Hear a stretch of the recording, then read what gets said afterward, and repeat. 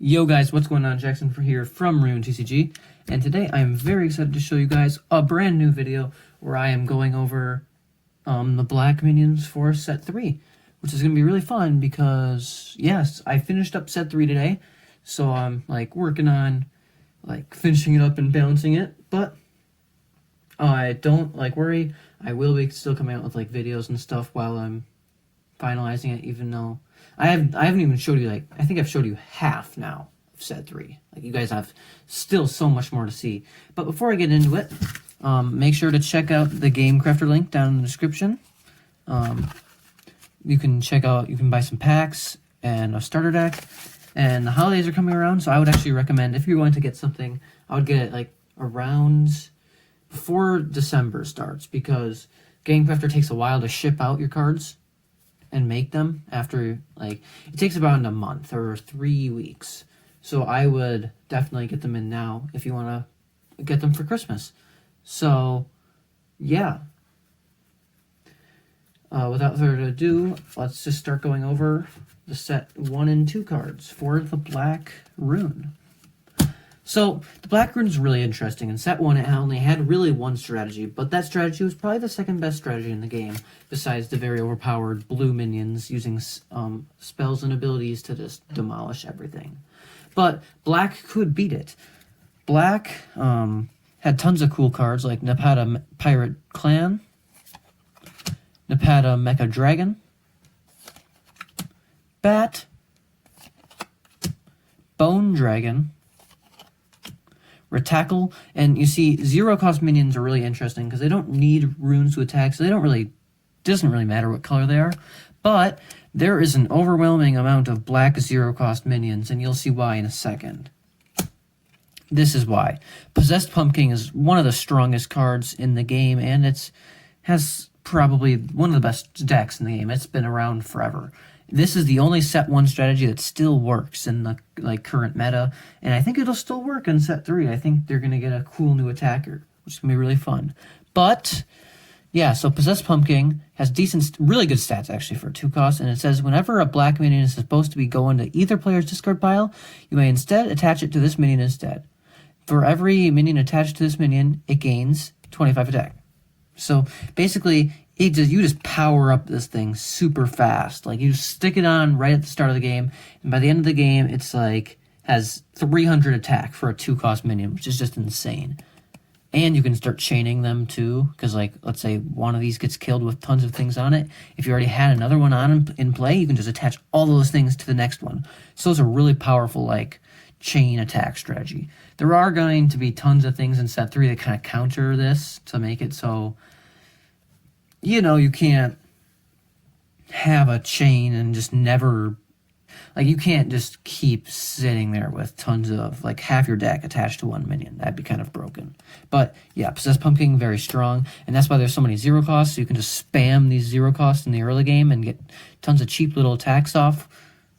So, Jelani Ninja, Jelani Bruiser, Jelani Slicer, and then there's Zothra, Cobra Overlord, 250 in each stat, and it's a 5-cost, so it's really interesting that there were 3 named cards in set 1, that had the name and then their kind of stance in the world of Rune TCG, and Zothra Cobra Overlord is one.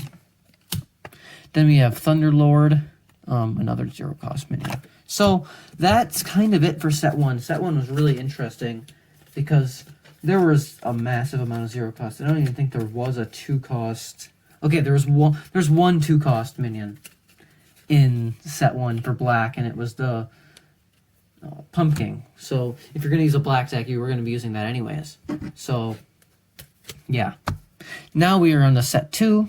Morcrux Urt is the first one. Really cool card. Morcrux also was the archetype for set 2, because set 2 is all about archetypes. So set 2 had an archetype for each color, and Morcrux was the black archetype. It kind of revolved on these bunch of crabs, and then their shells from the crabs, they would, how do I explain it? Whenever they died, you could move the shell onto something else, and then they would get a boost. So that was really cool. Then you have Arcus, Really strong attacker for 1 cost, and it can just snowball like if it kills something big. Then we have Morcrux Lip. Like the thing you want to attach all your Morcrux minions onto. Morcrux Tier. Another thing that can get attached when it dies. Morcrux Coon. Morcrux Z.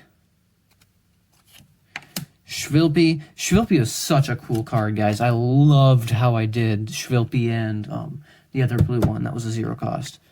But yeah, so basically, whenever you gain a point, flip this card around, and whichever HP stats are visible to its owner is its HP and attack stat. So whenever you gain a point, you flip it over, and now these are its stats. So Swoopel is really cool because you can either go in attack mode, and preferably if this was your active minion, you would attack with it with the 120 attack, and then when you get a point by killing something, you could flip it over, and now it's a tankier guy. So it really worked out pretty well for black, even though it didn't get much use. But it was I still really like the card's like abilities. So next we have Haunted Gortys. This is kind of like the HP version of Possessed Pumpkin. So it gains HP for every minion attached to it. So it's really strong. And this is more of the late game because once you already are started chaining, you can just play this down, and then when your like pumpkin dies, you can put all your minions on a Haunted Gortys, and then Haunted Gortys just gains so much health. So then we have Black Tortellon, part of the Tortellon archetype that had 1 of every color. Really cool. Then we have Flaxoid, the only 0 cost in set 1 for black, which breaks the trend from set 1 of having 5 0 costs, which is pretty much half of all the minions for black. And then Burdux, a really cool minion, I think. It says, when this minion is attacked, shuffle this card and all cards attached to it back into the decks that they came from.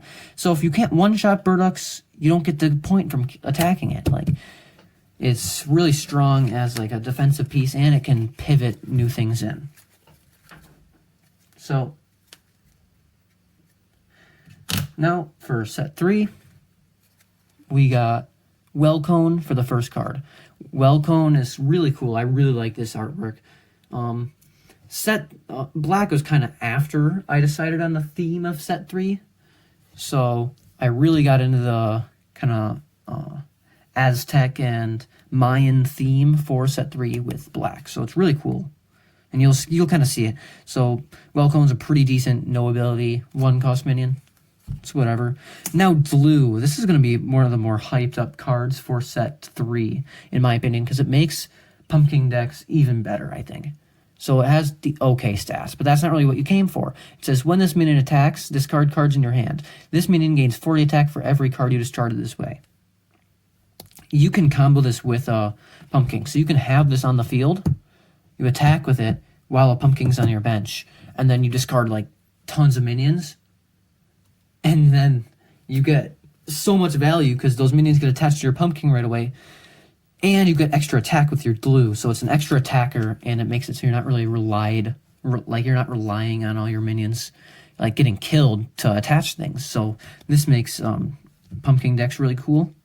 Again, I think it'll make it more relevant, even though it was already a really strong strategy. Then we have a Manga Tree, 135 HP, 0 attack, and its ability says, when this minion is attacked, this minion gains 50 attack. So it kind of could be a pretty good tank card, but I don't know, I just really liked the artwork. Pinpoint, kind of the jokey card for set 3. I'm debating on making it a really rare instead of a common. So yeah, let me know in the comments what I should do with it. Then we have Slovik Executioner, 45 HP, 190 attack for 2 costs. It's pretty insane, and I really like doing these animal artworks, which you'll see more of later. Next we have the Anti-Totem, 120 each stat, which is really strong actually for a 2 cost. That's a lot more stats than a lot of 3 cost minions have. But those 3 cost minions obviously have better abilities, which this one doesn't have one. Then we have Sarton Longblade.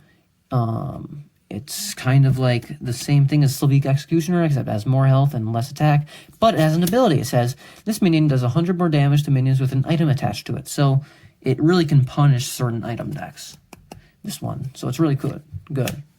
Then we have Swoopel, 150 in each stat, and it says, when played, you may move a minion from your bench to your hand, discarding any cards attached to it. So, yeah, it's a really strong card.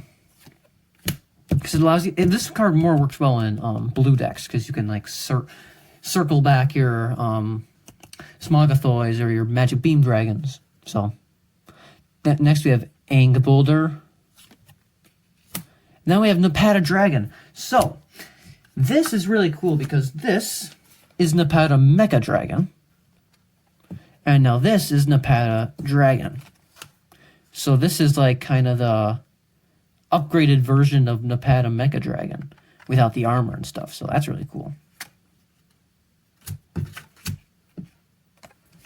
Okay, and then next we have a really fun card, I think. Rotunder Espopilicus. So it has 125 HP and question mark attacks, and it says this minion may use any rune to attack. This minion gains 80 attack for every different rune attached to it. So it's a pretty cool card, and it could definitely snowball. I think it could have all 5 runes attached to it, and then it has 400 attack, which is the most in the game. So that's really good.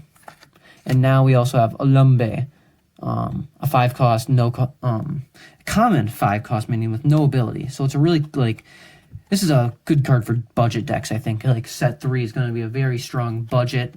Like, let's say you're doing my pack to deck series. I would definitely want to pick up some set 3 packs, because, especially for black deck, because Olambe is quite strong for a common. So, that was it for black for set 3. And we only have one more color to go, which is really crazy, I think. But let me know down in the comments how you like black. Is it your favorite color? It's definitely not my favorite color. It's in the top 2, I think. I really like the way they play. But thank you guys so much for watching, and thank you guys so much for 500 subs. I'll have a 500 sub special out maybe next week or the week after it. But thank you guys so much, and thanks for watching. Goodbye.